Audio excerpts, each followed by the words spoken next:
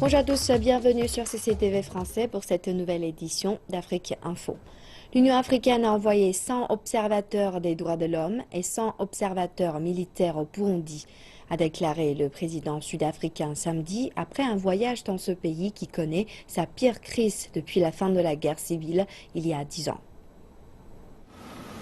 Jacob Zuma a fait un discours au nom de la délégation des chefs d'État africains qu'il dirige. Il n'a toutefois pas mentionné la date du déploiement de ses observateurs. 400 personnes ont été tuées dans le pays depuis avril. Le gouvernement du Burundi s'est engagé comme suite. Le gouvernement va continuer à prendre des mesures pour commencer à ouvrir l'espace pour l'activité politique pour le peuple du Burundi et permettre la liberté des médias. L'Union africaine va déployer 100 observateurs des droits de l'homme pour surveiller le déroulement de la situation. La décision d'envoyer des observateurs suggère un compromis avec le président burundais Pierre Nkurunziza, qui a provoqué la crise en avril en annonçant qu'il se représentait à un troisième mandat. Il a gagné les élections en juillet et provoqué des manifestations violentes. La nouvelle initiative est bien moins ambitieuse que le plan initial de l'UA d'envoyer 5000 soldats de maintien de la paix, refusé par le gouvernement Nkurunziza. Les détails de la nouvelle mission ne sont pas clairs. Les diplomates disent que d'autres observateurs envoyés cette année ont été bloqués, incapables de sortir de leurs hôtels car le Burundi avait refusé de signer le mémorandum les autorisant à agir. Le gouvernement ougandais a balayé les critiques sur les récentes élections présidentielles, disant que les accusations n'étaient pas justifiées. Le secrétaire général Ban Ki-moon a cette semaine soutenu les inquiétudes des observateurs internationaux pour qui les élections ont manqué de transparence. Le gouvernement ougandais dit avoir effectué une élection légitime malgré les critiques internationales. Le secrétaire général de l'ONU, Ban Ki-moon, est le dernier en date à avoir exprimé ses inquiétudes sur les défauts et les irrégularités dans les élections ougandaises. Nous pensons que les élections maintenant terminées ont respecté les critères d'une élection libre et juste. Les campagnes étaient libres, tout comme le scrutin et le décompte.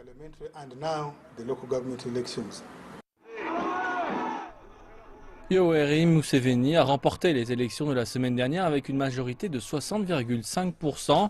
Mais les observateurs ont critiqué le gouvernement ougandais pour avoir utilisé les forces de sécurité contre les candidats et les partisans de l'opposition. Le leader de l'opposition et candidat aux élections, Kizza Besigye, a été arrêté et puis libéré à plusieurs reprises la semaine dernière.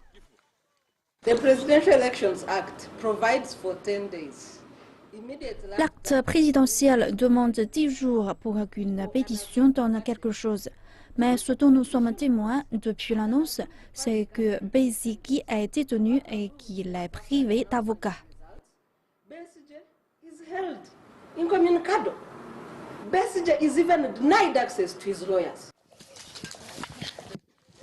L'ONU demande aux autorités ougandaises de s'assurer que les inquiétudes liées aux élections soient gérées d'une manière juste, rapide et transparente.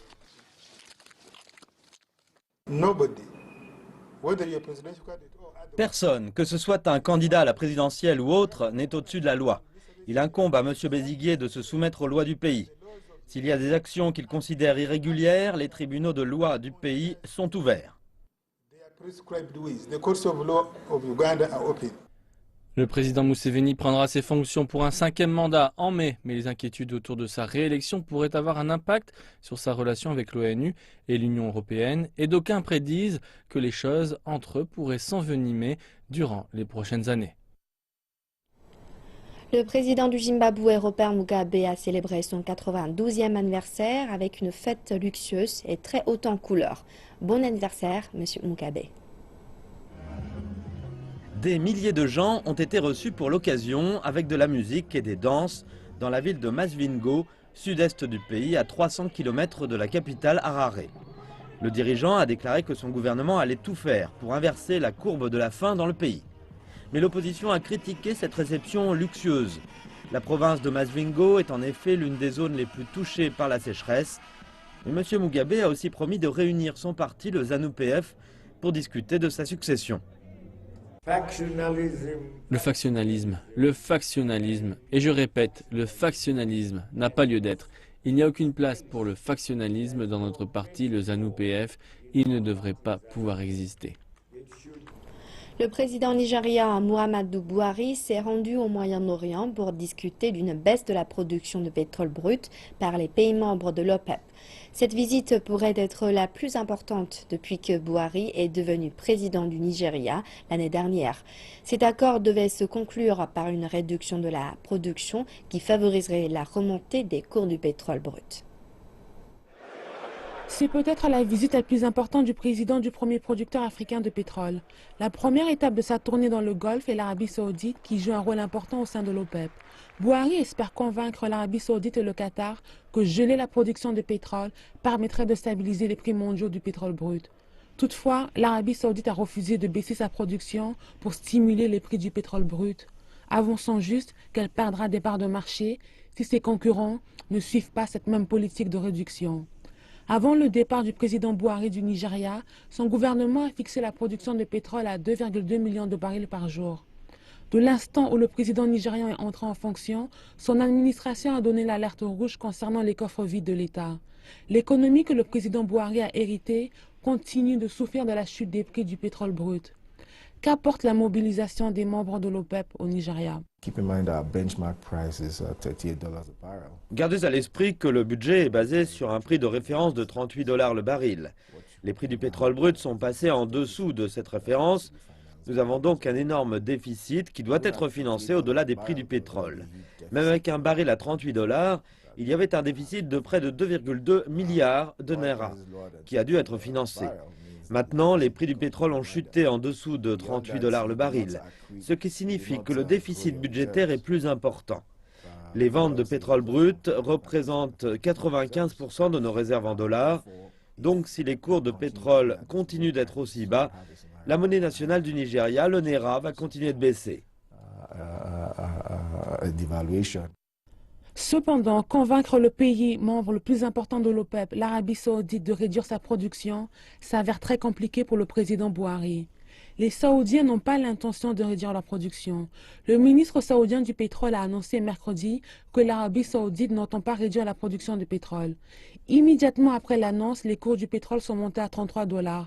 Tandis que les discussions sur le gel de la production ont débuté, les observateurs de l'industrie pensent toutefois qu'il existe un terrain d'entente pour un gel de la production.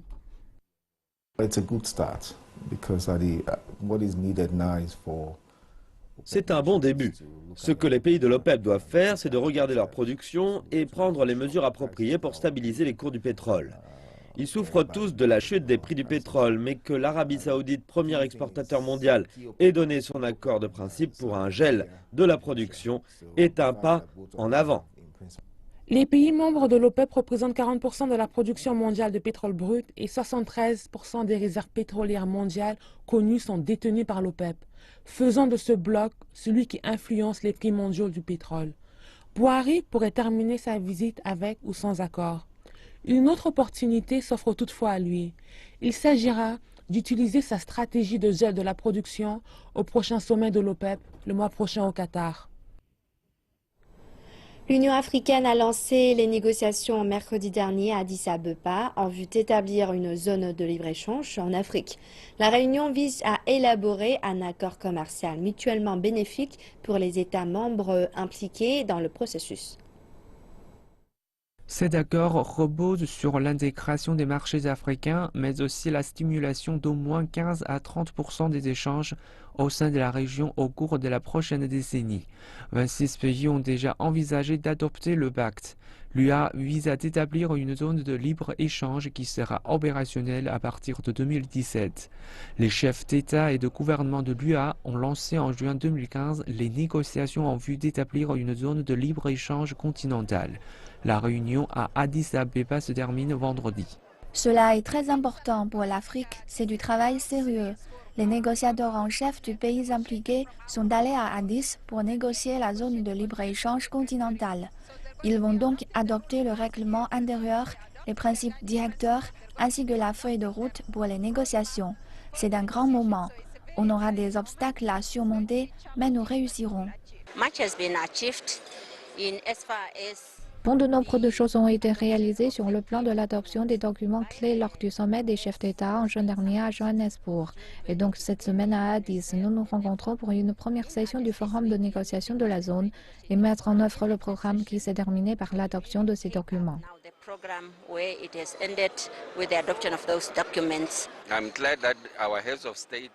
Je suis content que nos chefs d'État aient insisté sur le fait que les négociations doivent être conclues d'ici 2017.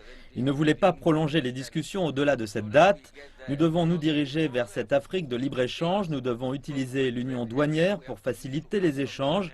Nous avons besoin d'un marché commun et de rejoindre une communauté économique. Cela est notre objectif. Nous devons donc atteindre ce stade le plus vite possible. Les gros salaires sud-africains vont être de nouveau lourdement taxés en Afrique du Sud. Un amendement à la loi fiscale a été annoncé mercredi par le ministre des Finances du pays, Pravin Gordhan. Avec une croissance prévue de 0,9% cette année, le ministre tente de trouver d'autres sources de revenus. La plupart des analystes pensent que la nouvelle fiscalité est équilibrée. Une taxe a été instituée sur le sucre pour améliorer la santé. Les cigarettes et l'alcool prennent 8,5% et le carburant augmente de 30 cents. La TVA, qui s'applique à presque tous les biens, ne change pas. La TVA est une taxe régressive. Une augmentation générale de la TVA pourrait avoir un effet dévastateur sur de nombreuses classes socio-économiques inférieures. Les pauvres paient un peu moins d'impôts, mais les riches en paieront plus. Nous devons trouver l'argent pour remettre de l'équilibre dans les comptes. Alors, où le trouver? La taxe sur les entreprises ne peut pas être augmentée car cela risque de faire fuir les investisseurs. Les taxes sur les dividendes, le ministre ne veut pas y toucher. Encore une fois, pour les investisseurs, le seul endroit où trouver de l'argent, c'est chez les plus riches. Une décision qui devrait, selon les analystes, avoir un impact à long terme.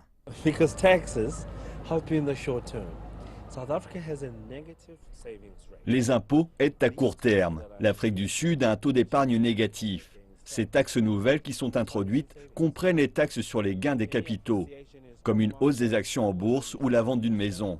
Tout cela risque de faire fuir les investisseurs sur le long terme.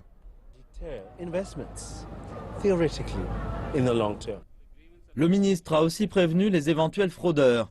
Le nouveau système mis en place par les pays du G20 et de l'OCDE met en place un partage des informations fiscales et prendra effet l'an prochain. Les multinationales et les particuliers riches auront peu d'endroits où se cacher.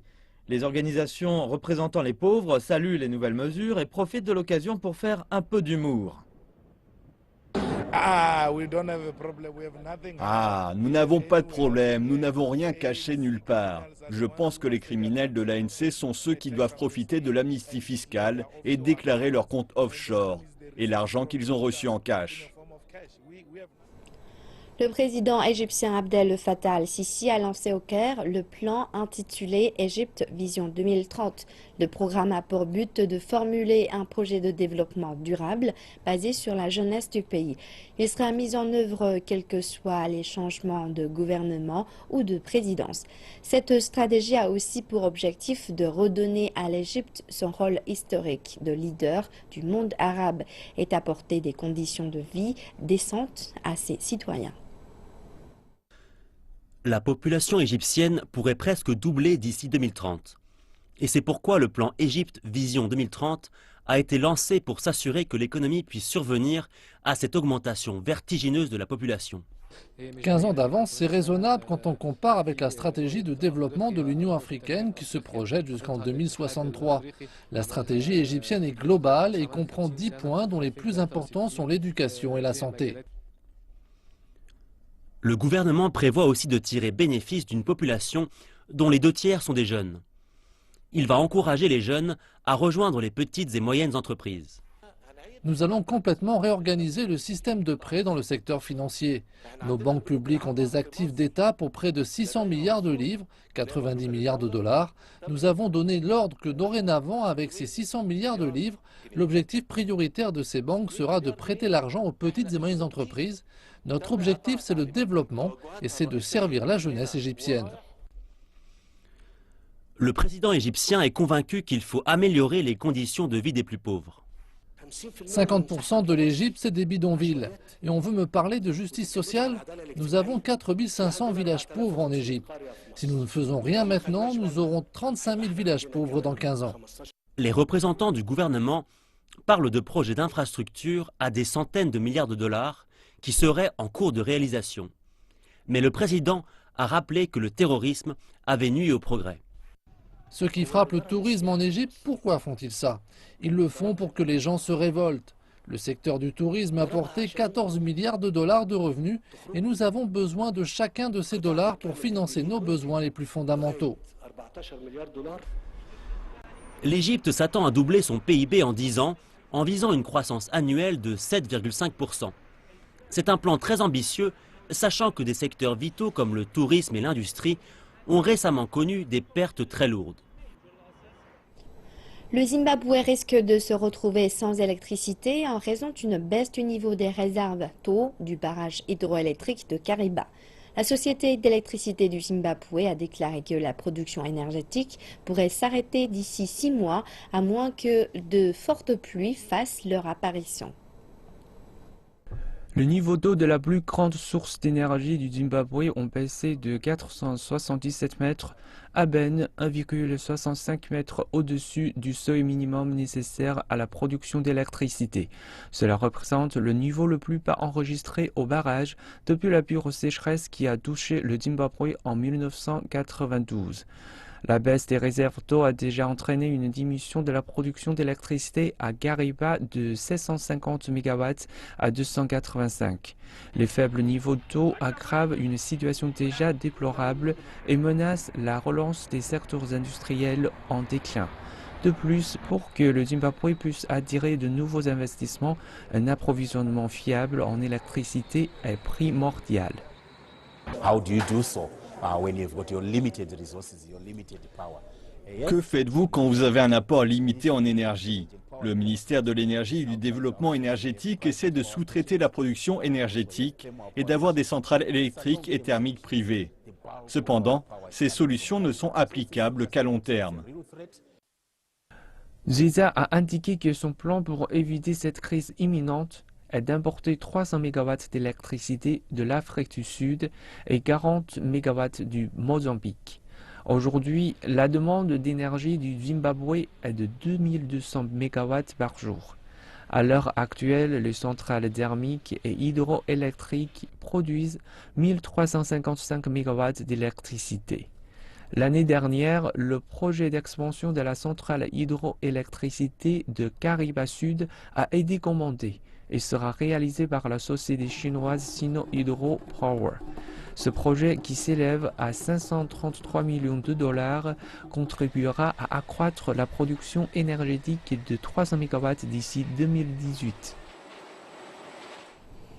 Les conservateurs ougandais s'inquiètent du déclin de la population de chimpanzés dans le pays en raison de l'activité humaine. Les humains poussent les chimpanzés à fuir leur habitat et à être exposés aux braconniers.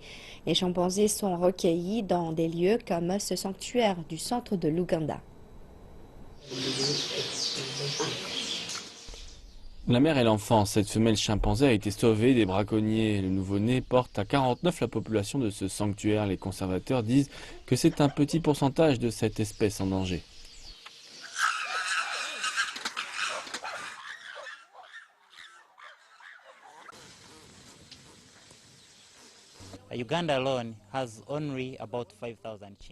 L'Ouganda abrite 5000 chimpanzés dans la nature et c'est pourquoi notre attention se porte envers ces espèces en danger. Si nous ne faisons pas ce qu'il faut, nous risquons de les perdre dans quelques années. La pression augmente sur les ressources naturelles et cela explique la diminution du nombre de chimpanzés. Et à mesure que la forêt disparaît, les animaux sont plus vulnérables face aux braconniers. Les conservateurs regardent aussi la possibilité de travailler avec des communautés avant de réintégrer les chimpanzés dans leur habitat naturel. Le seul plan que nous ayons est de les réintroduire dans la nature, mais ils se sont déshabitués. Il est difficile de les réintroduire comme ça, loin des communautés humaines. En 2012, les autorités du Soudan du Sud ont intercepté 4 chimpanzés en transit vers le Moyen-Orient. Ils ont depuis été intégrés au sanctuaire.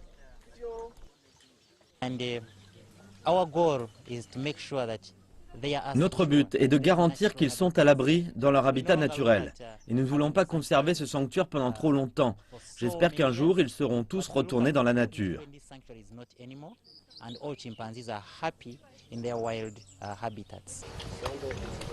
Mais la lutte doit continuer et les chimpanzés continueront encore longtemps à vivre dans ce sanctuaire, faute de mieux. La liberté de pouvoir s'exprimer sans être jugé, voilà ce qu'offre aux habitants de Johannesburg, en Afrique du Sud, l'activité Secret Sunrise. Il s'agit d'une pratique de relaxation et de bien-être qui s'appuie sur des techniques de yoga et de danse méditative. Rien ne vaut le doux son de la musique pour bien démarrer la journée. Secret Sunrise est une combinaison de yoga et de danse méditative. Il s'agit d'une nouvelle tendance urbaine où près de 300 personnes dansent en silence. Elle est destinée à ceux qui ont besoin d'une pause dans leur vie stressante à Johannesburg.